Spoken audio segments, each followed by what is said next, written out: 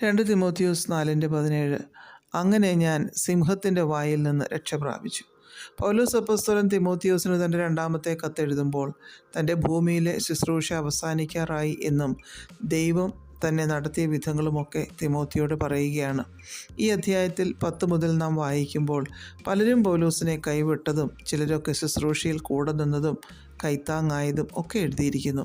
പലരും കൈവിട്ടപ്പോഴും 17-ാം വാക്യത്തിൻ്റെ തുടക്കത്തിൽ പറഞ്ഞിരിക്കുന്നു, കർത്താവോ എനിക്ക് തുണ നിന്നു എന്ന്. പലപ്പോഴും മനുഷ്യർ നമ്മെ മറന്നേക്കാം. നമ്മുടെ കൂടെ നിന്നവരും നാം സഹായിച്ചവരും നമ്മിൽ നിന്ന് പഠിച്ചവരുമൊക്കെ സാഹചര്യമനുസരിച്ച് മാറിപ്പോയേക്കാം. എന്നാൽ നമ്മെ കൈവിടാത്തത് കർത്താവ് മാത്രമാണ്. ഒരു നിമിഷം പോലും കൈവിടാതെ നമുക്ക് തുണയായി നിൽക്കും. എബ്രായർ 13:6 ആകയാൽ കർത്താവ് എനിക്ക് തുണ, ഞാൻ പേടിക്കുകയില്ല, മനുഷ്യൻ എന്നോട് എന്ത് ചെയ്യും എന്ന് നമുക്ക് ധൈര്യത്തോടെ പറയാം എന്ന് പറഞ്ഞിരിക്കുന്നു. പൗലോസിനെ സുവിശേഷം പ്രസംഗിക്കുവാൻ, ക്രിസ്തുവിനെ പ്രഘോഷിക്കുവാനാണ് ദൈവം വിളിച്ചു വേർതിരിച്ചത്.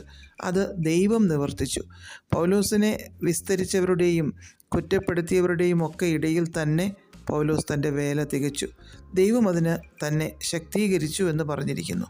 നമ്മുടെ ജീവിതം എപ്രകാരം ആയിരിക്കണമെന്നും നാം എപ്രകാരം ദൈവത്തിന് പ്രയോജനപ്പെടണമെന്നും ദൈവമാണ് തീരുമാനിക്കുന്നത്.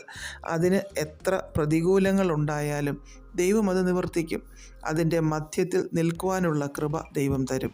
നമ്മെക്കൊണ്ട് ചെയ്തെടുക്കേണ്ടത് നമ്മെക്കൊണ്ട് തന്നെ ദൈവം ചെയ്യിക്കും. തടസ്സങ്ങൾ ഉണ്ടായേക്കാം, എന്നാൽ ദൈവം നമുക്ക് തുണ നിൽക്കും. സിംഹത്തിൻ്റെ വായിൽ നിന്ന് പോലും അപ്പോസ്തലൻ രക്ഷ പ്രാപിച്ചു എന്ന് പറഞ്ഞിരിക്കുന്നു. വളരെ അപകടകരമായ നിലയിൽ താൻ എത്തി.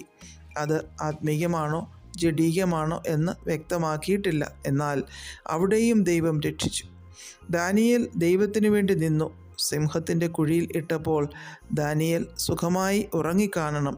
സിംഹങ്ങൾ കാവലും നിന്നിരിക്കണം. കാരണം പിറ്റേ ദിവസം രാവിലെ ഒരു പോറൽ പോലും ഏൽക്കാതെ ദാനിയേൽ പുറത്തു വന്നു. 1 ശമൂവേൽ 17 ദാവീദ് സിംഹത്തെയും കരടിയെയും കൊന്നത് നാം വായിക്കുന്നു. എത്ര വലിയ ക്രൂരമായ മനുഷ്യരായാലും സാഹചര്യമായാലും ദൈവം കൃപ നൽകും നിലനിൽക്കുവാൻ.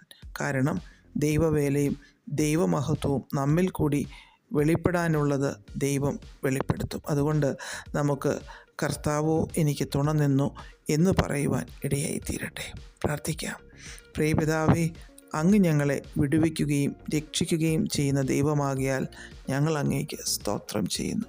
യേശുക്രിസ്തുവിൻ്റെ നാമത്തിൽ ആമേൻ. God bless us all.